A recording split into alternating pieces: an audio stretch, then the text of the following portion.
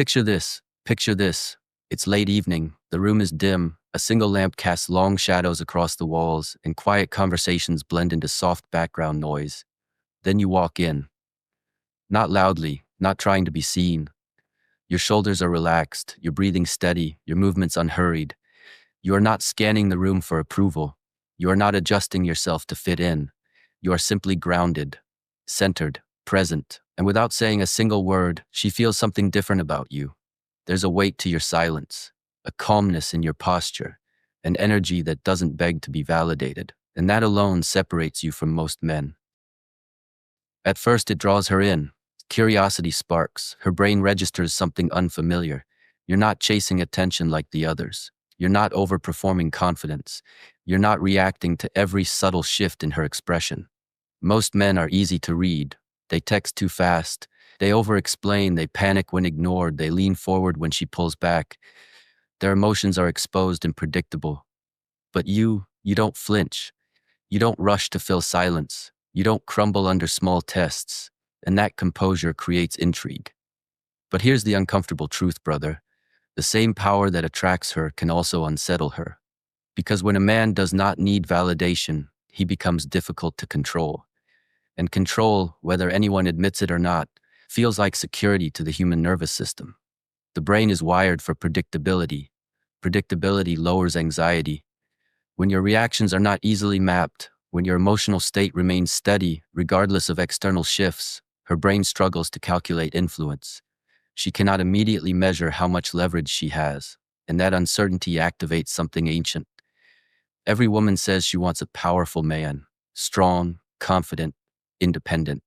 But real power is emotionally self-sufficient. Real power does not beg, it does not panic, it does not collapse at the idea of loss. And when she senses that you can walk away and remain whole, that your identity does not depend on her approval, the dynamic shifts. Not because she dislikes you, not because she wants to dominate you, but because independence introduces risk. Risk of losing something valuable, risk of being replaceable, risk of not being able to secure the outcome. Human psychology is deeply influenced by loss aversion. The fear of losing something valuable creates stronger neurological responses than the pleasure of gaining something equal. So when she perceives your value, your discipline, your purpose, your emotional stability, and also perceives that you are not desperate to hold on to her, a quiet tension forms. Desire grows through scarcity, but scarcity also creates anxiety. If you don't chase when she pulls back, if you remain calm when she tests, if you don't overreact to small conflicts, her mind cannot easily categorize you. And what the brain cannot categorize, it tries to control.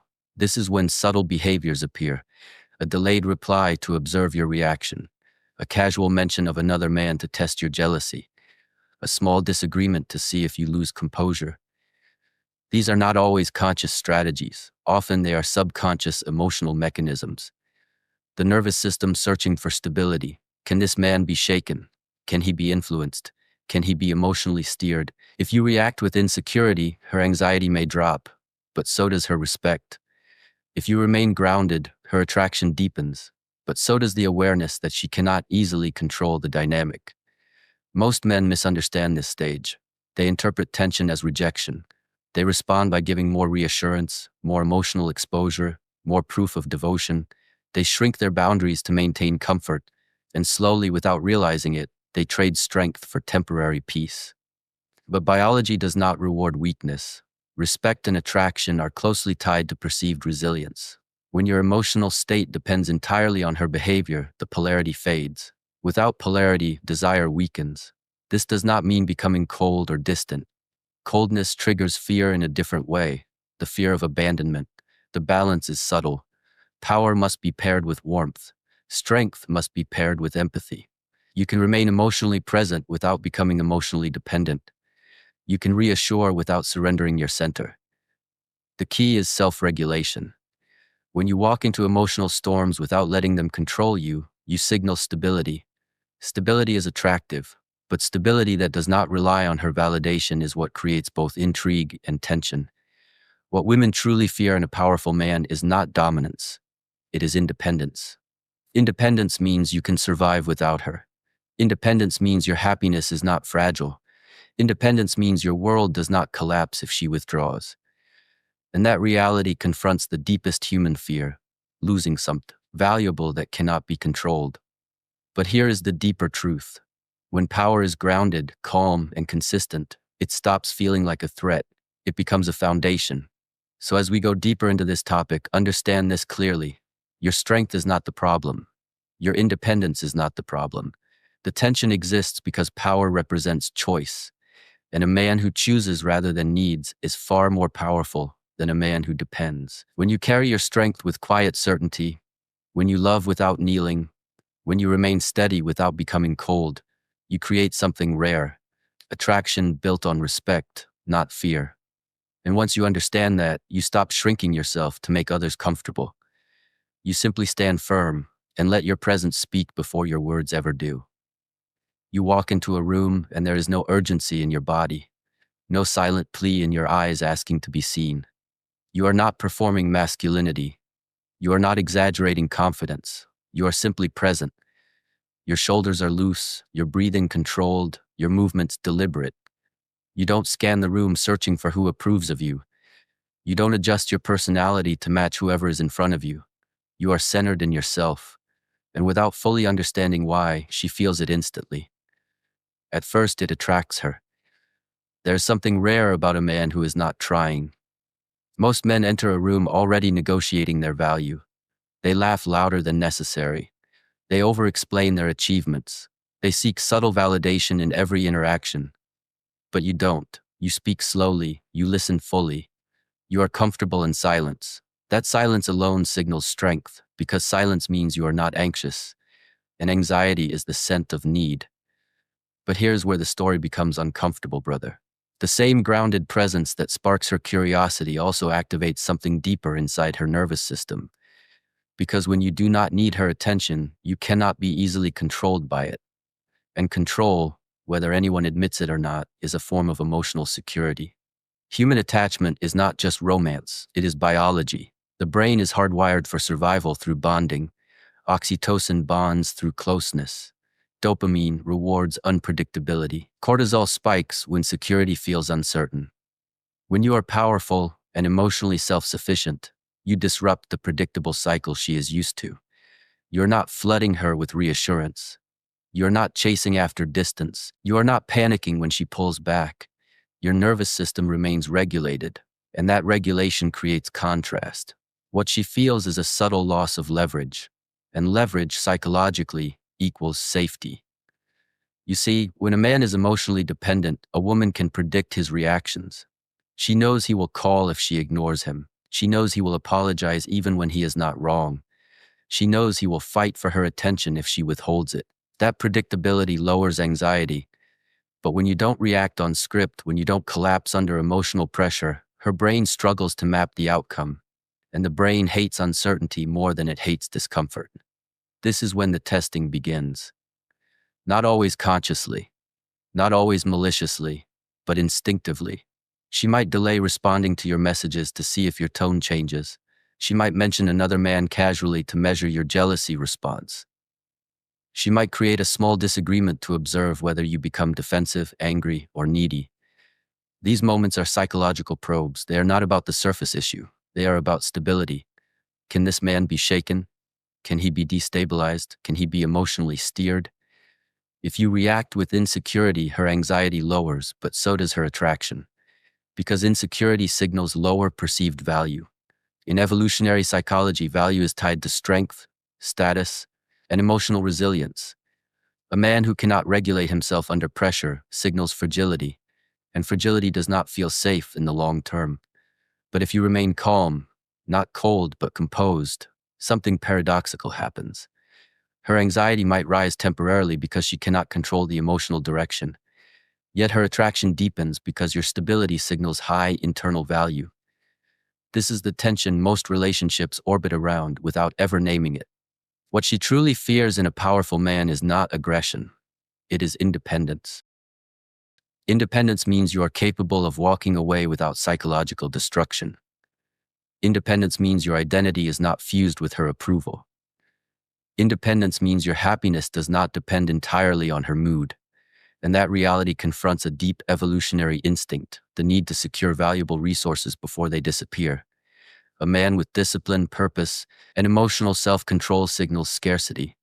Scarcity increases perceived value in every marketplace, including the emotional one. When something valuable appears limited, the fear of losing it intensifies, and fear of loss is neurologically stronger than the pleasure of gain. Studies on loss aversion show that the brain reacts more intensely to potential loss than to equivalent reward. So when she senses that you could leave and remain whole, her nervous system treats that possibility as a threat to stability. That threat does not always show up as vulnerability. It often shows up as conflict. She might accuse you of being distant when you are simply focused. She might say you don't care enough when you refuse to overreact. She might interpret your calmness as detachment. Why? Because emotional intensity is often mistaken for love. Chaos can feel like passion to a nervous system accustomed to volatility. Many men misunderstand this moment. They believe the solution is to give more reassurance, more emotional exposure, more vulnerability, immediately and excessively. They think if they prove devotion loudly enough, fear will disappear. But too much reassurance too quickly can erode the very power that created attraction. Because when you overinvest in proving yourself, you subtly communicate doubt about your own value. And value, once negotiated downward, is hard to restore. Brother, this is where most men lose themselves. They start strong, centered, purposeful. But as soon as they sense emotional distance, they panic. They text more. They explain more. They sacrifice boundaries. They prioritize her emotional storms over their mission. Slowly, their world shrinks until it revolves around managing her feelings. And ironically, as their power decreases, so does her respect. This is not cruelty. It is human psychology. Respect is tied to perceived strength. Attraction thrives on polarity, the dynamic tension between two grounded individuals. When one collapses into neediness, the polarity dissolves. Without polarity, desire fades into comfort, and comfort without respect breeds quiet resentment. But here is the deeper layer. A powerful man who is emotionally cold will also trigger fear. Coldness feels unpredictable in a different way. It signals emotional unavailability, which activates abandonment anxiety. So the balance is delicate. Strength must be paired with warmth. Authority must be paired with empathy. Boundaries must be paired with reassurance. Power without compassion feels threatening. Compassion without power feels weak. The art is integration.